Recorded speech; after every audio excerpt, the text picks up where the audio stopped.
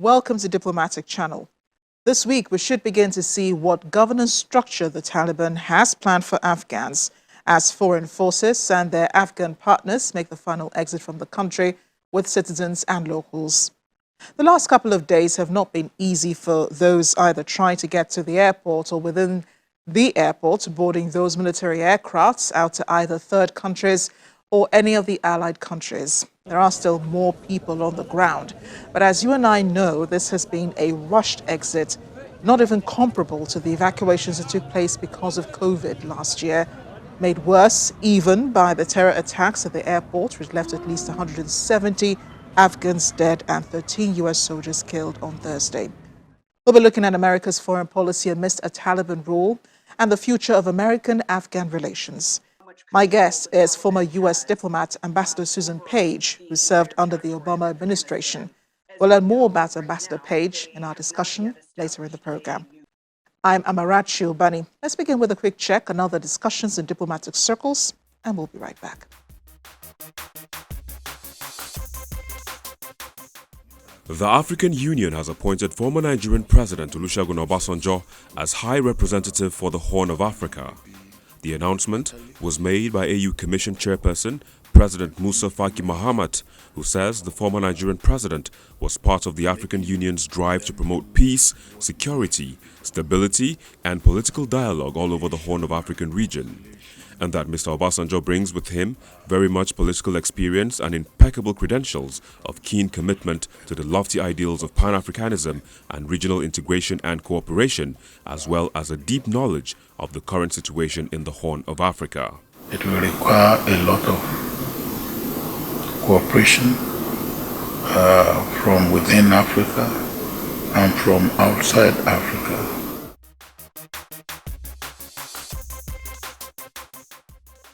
Nigeria has signed a military technical cooperation agreement with the Russian Federation. Representing the Nigerian side was the Minister of Defense, Major General Bashir Magashi, retired, while the Director of the Federation Service for Military Technical Cooperation, Dmitry Shugaev, signed for the Russian Federation. The signing ceremony, which took place on August 23, 2021, was witnessed by the Chief of Naval Staff, Vice Admiral Awal Zubairu Gambo, the Defense Attaché in the Embassy of Nigeria in Moscow, Air Vice Marshal Olatokunbo Adesonya, representatives of the Nigerian Army and the Nigerian Air Force and other military officers of the Nigerian Ministry of Defense, and Nigeria's ambassador to the Russian Federation, Professor Abdullahi Shehu. The agreement terminates the earlier agreement between the two countries signed on March 6, 2001.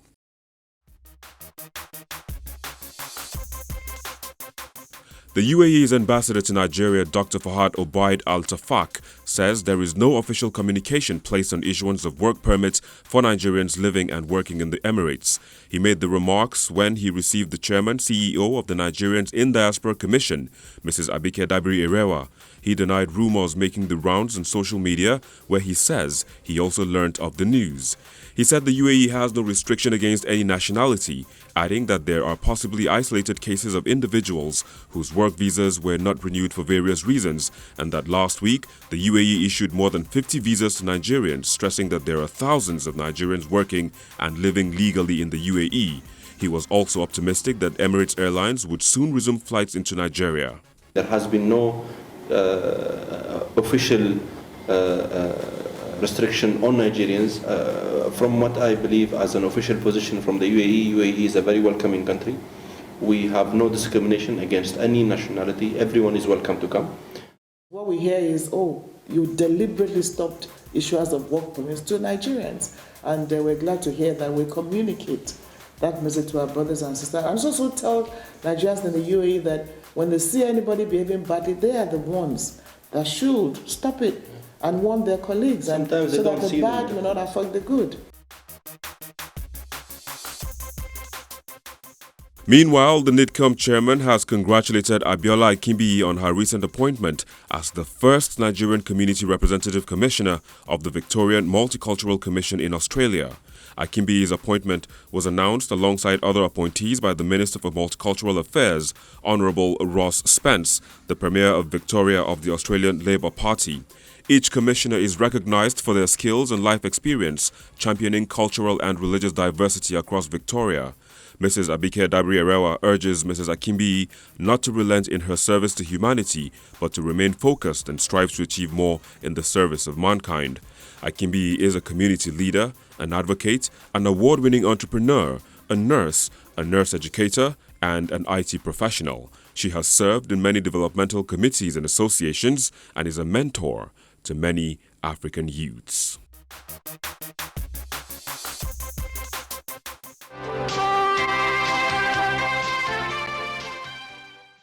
Welcome back. It's the final days of evacuation from the Hamid Karzai International Airport in Afghanistan. But there are still hundreds more people yet to leave the country as the Taliban takes full control of government and resources. Usually troops should be the last to leave, and the US government is keeping its word of maintaining the August 31st deadline. With most European countries already wrapping up their exit from Afghanistan and the Taliban not willing to budge on the August 31st deadline, U.S. Pentagon spokesperson John Kirby, as of Saturday, said U.S. troops had begun their withdrawal from Kabul airport. Nearly 6,000 troops have been deployed at the airport to secure the airlift operation since the Taliban's takeover of Kabul on August 15th.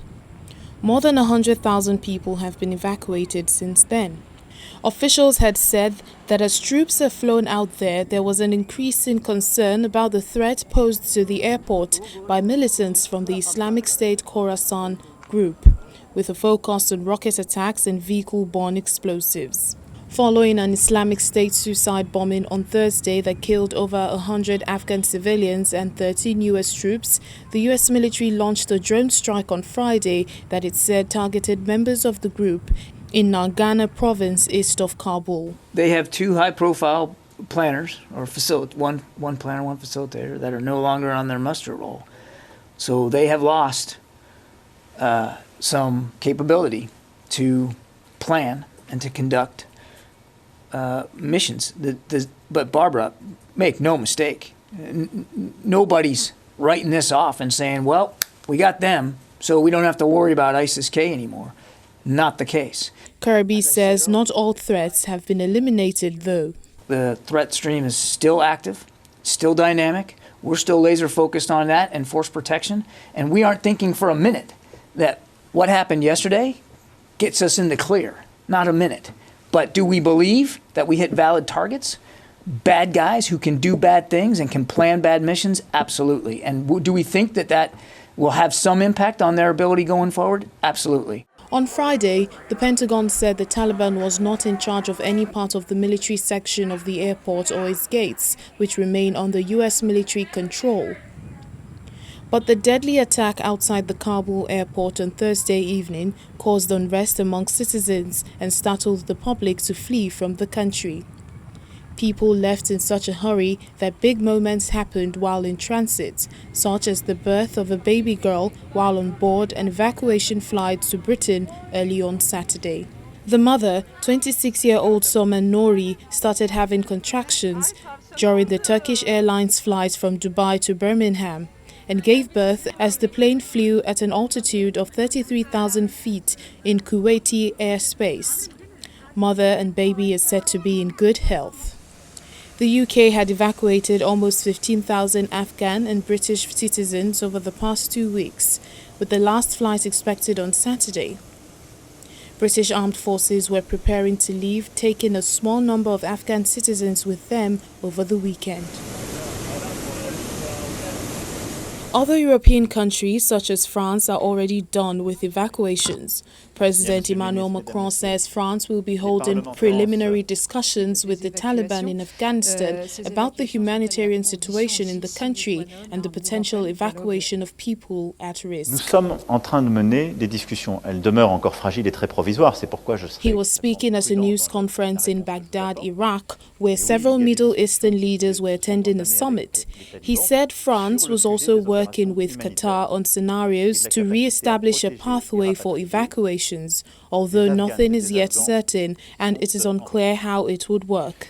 Et ensuite, oui, Nous avons In neighboring Iran, the supreme leader Ayatollah Khamenei drew parallel between US President Joe Biden's government and its approach to the nuclear accord to that of former President Donald Trump, who withdrew from the deal in 2018 and reimposed sanctions on Iran.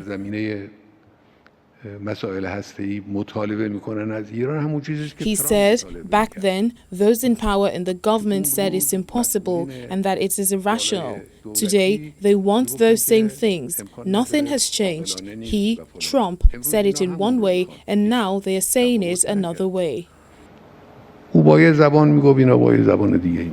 Afghans leaving the country are doing so because of an uncertainty about their future. I feel here comfortable right now, but when I was in Afghanistan, and I was not feeling good because since the Taliban was enter and they were surrounding all the Kabul, and I was hiding in Kabul. I was trying to get into the Kabul International Airport to have a safe flight. Back in Kabul, the streets are quiet Saturday night and chaos only exists at the airport where evacuations have been going on and America's 20-year military involvement in Afghanistan comes to an abrupt end.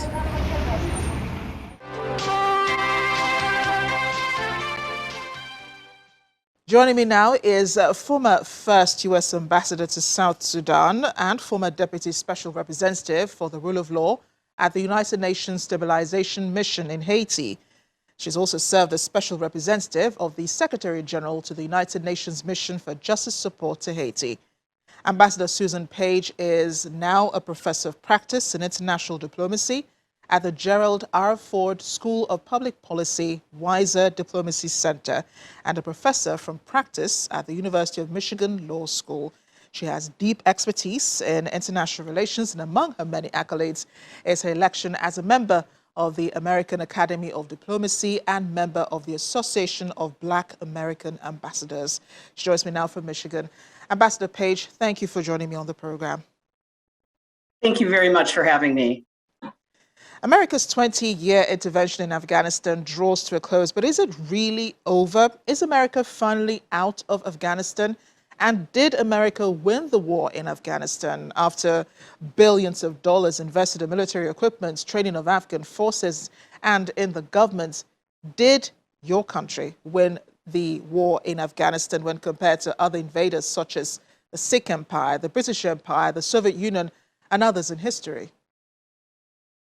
Well, I certainly wouldn't say that we won the war. I would say, though, that we accomplished what was originally set, which was to push back ISIS and, really Al-Qaeda, which had been responsible for the 9/11 attacks, which are sadly also almost coming up to their 20th anniversary. So I don't know if one can claim victory, but it's also very difficult to call for victory on an idea.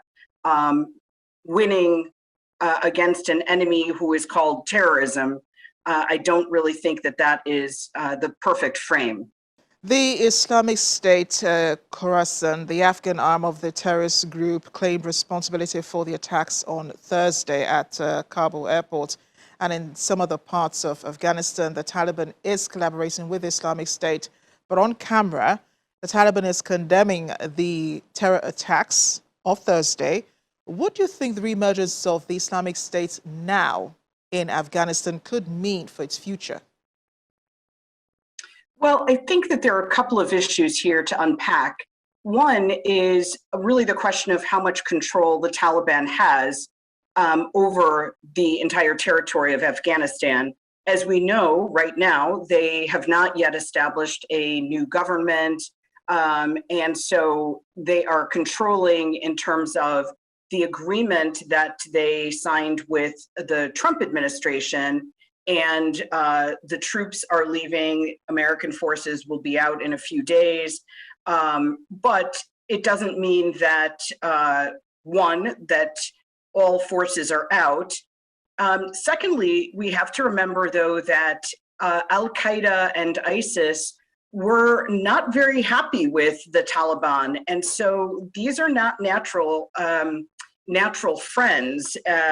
So I believe that there are going to be a number of challenges, and how the Taliban reacts to this reemergence, possibly of the Islamic State Khorasan, and how they're going to deal with it, whether they allow them, depending on the kind of control that they actually have, whether they will allow them refuge as they did before. And it was an uneasy welcoming of other Islamists, and they are probably learning lessons from what they did the last time and might change course. So August 31st is the deadline. Many European countries already are done with evacuations. The UK ambassador left on Saturday to go back to his country, saying that, that was the end of evacuations out of Afghanistan. What do you think could happen to those who still want to leave the country after the deadline? Well, I would say that most of the forces, the NATO forces, the Allied forces, including the British, unfortunately have left behind some of their own citizens and some Afghanis who worked for them. So it is going to be an ongoing struggle to try to evacuate all of those who want to leave. And, we also don't want to have a brain drain in Afghanistan. That's not good for the country. And also we have to remember that a number of people want to stay. It's their country. And they don't want to be ruled by foreigners. That said, we did make promises that we would help those who worked for us, who we knew would be threatened and would be a target under a different regime, under a Taliban regime, and that is proving quite difficult. Again, as I said, we know that not all citizens of the allied countries who wanted to get out are evacuated, and of course there are people who worked for a number of agencies and entities and journalists outlets and whatnot who are stuck in Afghanistan, and much as they might want to leave and had thought that they would be able to get out, they are disappointed, and a number of lives are truly at risk. This is a significant year for America, Ambassador. 20 years since the 9/11 attacks. Citizens will be remembering the nearly 3,000 people who paid the ultimate price when two commercial planes struck the Twin Towers of the World Trade Center, a third hit in the Pentagon just outside Washington, D.C., and a fourth crashing in a field in Shankville, Pennsylvania. For many Americans, September 11 this year will be with mixed feelings. Would you say America has won against terror? Would you say, I don't know, how do you think people would feel this year with the September 11 an anniversary coming up in just a couple of weeks? Well, I agree with you. It's going to be bittersweet, and a lot of people who fought in the wars in Afghanistan and Iraq, and who lost loved ones, those who lost loved ones, whether they fought in any war or served in any other capacity for the US government, are disappointed because they feel that it is a very shameful exit. I think it is very difficult to wage a war against an invisible enemy called terror. And we set up an apparatus government-wise to fight this enemy called terrorism, and to pivot to shifting towards some of the other issues that President Biden wants to focus on: climate change, domestic roads and infrastructure, inequality, things like that. We'll also take a dismantling of some of the structures that we put in place to try to combat an ideology that we don't understand very well. And we need to focus also on what causes the rise of this kind of terrorism and how that can be fought. If we want to reinforce democratic values, we have to also reinforce our democratic values here at home. The Taliban is now in the seat of power in Kabul. They're yet to announce a government. And though we know it's going to be an emirate, at least they've said that much, what do you think could happen to Afghans' younger generation, those who still want to further education, and for Afghan women? Because there are fears that, education could be stopped, even though the Taliban says none of that will happen, and that Afghan women will not be allowed to work and will not be allowed to continue with their education. Well, I do say that it would behoove the allied forces, including the United States, to try to learn and remember history. The Afghani women were not saved by the Allies and suddenly started receiving an education because we were there. There were educated Afghan women, and a lot of Afghan women were in professions before the Taliban took over. And then that was also something that was built upon in the aftermath of the Taliban's fall initially. It's going to be something that we're going to have to wait and see what their actions are, and not just the words of the Taliban. So those are things that we will have to wait and see. Again, they have not yet announced their cabinet and who is going to be in government. They are saying some of the right things, that there will be opportunities, but we often focus on the capital, the big cities, Kabul, Kandahar, but we're forgetting the rural areas which maybe did not see all of those gains and will not see that much of a change one way or the other. But I do think that it is going to be a very difficult time for women and young people who do want to further their education and who also want to help their country, to develop their country. So we'll have to wait and see a little bit and find out, even though we are leaving the country militarily on August 31st, we are not abandoning the country. We are going to keep our embassy personnel there, maybe not always located inside the embassy compound, but Americans will still be in country, and there's a lot of work to do to help the economy. So I believe that we will stay engaged. We just will not stay involved on the military front. Finally, Ambassador, and very quickly, what sort of relationship do you think the US, the UK, and other partners should have with the Taliban going forward? Or should they even have a relationship with the Taliban? Well, I think it's difficult to not have a relationship, a conversation. We deal with regimes all over the world that have a different ideology. We work with Russia, we work with China. It does not necessarily mean that we agree with their focus, whether it's communism or, in this case, Islam. It is obviously not the Islam that a number of people, Muslims, believe in, but it is one form. And if we don't work with them, how will we affect change? We have to talk to them. We have to find a way of at least engaging with them. And that's something we do around the world with even our enemies, as well as ideologies that we don't agree with. Ambassador Susan Page, thank you once again for joining me on the program today. This has been a real pleasure. Thank you so much. It's my pleasure. This is where we end the program today. Thank you for staying with us.